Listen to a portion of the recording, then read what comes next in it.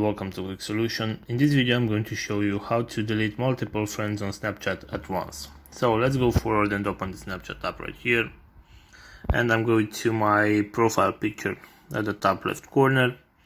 So in order to see my profile right here, and if I'm going to scroll down, I'll see this option, my friends. So here are my friends on Snapchat.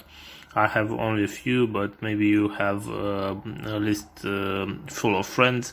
So the thing is that Snapchat, as well as the other social media platforms, doesn't provide the feature so that you can delete all of them.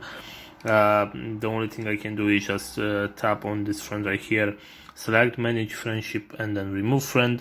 But there is no option to remove them at all, or highlight every one of them and delete. So what you can do in this case is just delete your Snapchat account. If you really want to delete all your friends from Snapchat, the only way to do that is to delete your whole Snapchat account. So yeah, this is all for today, and I hope you enjoyed this video, and if you did, don't forget to like and subscribe to the channel for more videos like this one.